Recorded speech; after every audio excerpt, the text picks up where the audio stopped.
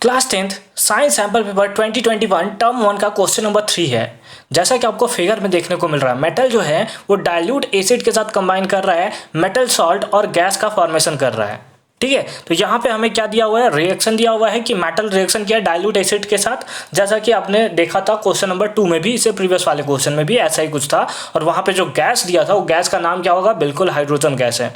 ठीक है, तो यहाँ पे हमसे क्या बोला है, which of the following two combination are correct. तो इसमें से कौन सा कॉम्बिनेशन करेक्ट है। अगर मेटल के प्लेस पे कॉपर रहे तो गैस इवॉल्व होगा, यस लिखा हुआ है वहाँ पे। अगर मेटल के प्लेस पे आयरन होगा तो भी गैस इवॉल्व होगा। अगर मेटल के प्लेस पे मैग्नीशियम हुआ तो नहीं होगा, या फिर मेटल के प्लेस पे जिंक हुआ तो भी गैस इवॉल्व होगा। इसके बारे में हमें बताना है। तो इसको हम लोग को समझने के लिए, इस क्वेश्चंस को हमें समझने के लिए हमें रिएक्टिविटी सीरीज देखना होगा, और रिएक्टिविटी सीरीज के थ्रू ही हम लोग बता सकते हैं कि कौन सा स्टेटमेंट सही होगा। नीचे में ऑप्शन दिया हुआ है, 2 ऑप्शन दिया हुआ है, मतलब एक में 2 आंसर दिया हुआ है हमें कि फर्स्ट और थर्ड भी सही हो सकता है, फर्स्ट और फोर्थ भी सही हो सकता है। तो उसके लिए आइए रिएक्टिविटी सीरीज के थ्रू हम लोग समझते हैं। तो चलिए चलते हैं बोर्ड पे।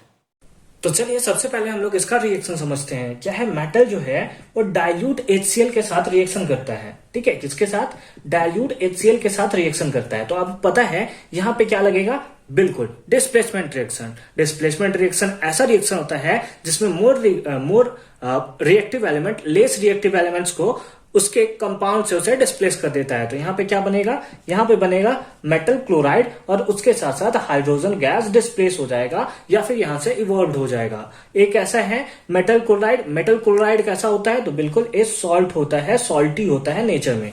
अब यहाँ पे हमें ये समझना होगा कि मेटल हाइड्रोजन को क्योंकि डिस्प्लेस कर रहा है, यानी इसका मतलब हम यहाँ सपोज कर रहे हैं कि मेटल ज्यादा रिएक्टिव है हाइड्रोजन से। तो कौन कौन सा मेटल ज्यादा रिएक्टिव होता है हाइड्रोजन से और कौन कौन सा मेटल कम रिएक्टिव होता है हाइड्रोजन से, इसको समझने के लिए रिएक्टिविटी सीरीज हमें समझना होगा। तो चलिए सबसे पहले रिएक्टिविटी सीरीज हम लोग देखते हैं। तो जैसा कि आपको एनसीईआरटी में गिवन आपको यहाँ पे देखने को मिल रहा है रिएक्टिविटी सीरीज, इसमें क्या होता है, इसमें आपको दिया है पोटेशियम दिया हुआ है, सोडियम दिया है, कैल्शियम, मैग्नीशियम, फिर उसी में जिंक आपको मिलेगा, आयरन मिलेगा, इस टाइप से आपको देखने को मिल रहा है। तो इसको आखिर याद कैसे करें, कैसे हम लोग कंपैरिजन कर सकते हैं कि कौन किसके साथ रिएक्शन करेगा। तो आइए उसके लिए मैं आपको एक छोटा सा गाना याद करा रहा हूं। क्या है, आप याद रखेंगे, कौन नाना कहेंगे, कौन नाना कहेंगे मुझको आज जनवरी। अब ऐसा नहीं करेंगे कि जनवरी जे से स्टार्ट होता है, बस ऐसा हमारा पोयम है। जनवरी फरवरी पे हम कूदेंगे। ठीक है, इस टाइप से हमारा गाना है कि कौन का मतलब होता है के, नाना का मतलब होता है सोडियम Na, कहेंगे का मतलब कैल्शियम, मुझको मतलब मैग्नीशियम, एल्यूमिनियम आज मतलब एल्यूमिनियम, जनवरी मतलब जिंक, फरवरी मतलब आयरन, पे मतलब Pb, और H मतलब हाइड्रोजन, और यहां पे हमारा कॉपर। ठीक है, उसके बाद होता है Hg Ag Au।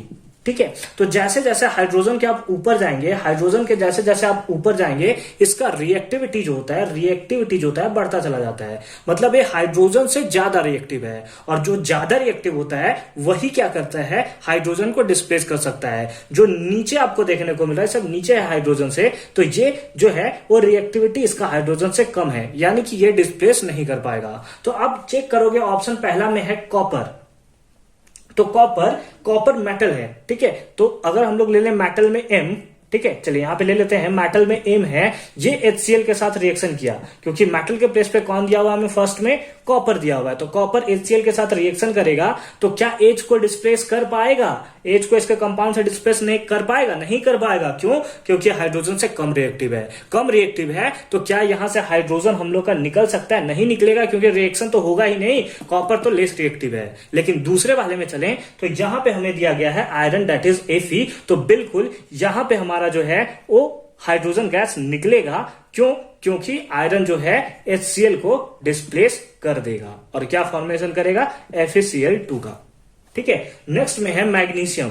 तो मैग्नीशियम भी आपको हाइड्रोजन से ऊपर देखने को मिल रहा है, मतलब ये भी डिस्प्लेस करेगा और यहां पर भी हाइड्रोजन हमें डिस्प्लेस होता हुआ, इवॉल्व होता हुआ देखने को मिलेगा। लेकिन यहां तो ऑप्शन में हमें नो दिया हुआ है, जबकि ये हमारा थर्ड स्टेटमेंट भी गलत है और फर्स्ट स्टेटमेंट भी हमारा गलत है। फोर्थ में देखें तो जिंक है, जिंक भी ऊपर है हाइड्रोजन से, तो बिल्कुल ये भी डिस्प्लेस कर देगा और यहां पे हाइड्रोजन गैस का फॉर्मेशन करेगा। साथ ही साथ क्या बनेगा, तो बिल्कुल ZnCl2 जिंक क्लोराइड का फॉर्मेशन करेगा। तो ये भी स्टेटमेंट सही, ये भी स्टेटमेंट सही, यानी कि 2 और 4 कौन सा है, तो बिल्कुल option number D is the right answer. तो आई होप कि एक कॉन्सेप्ट जो मैं आपको देना चाहता था वो आपको अच्छे से समझ में आया होगा।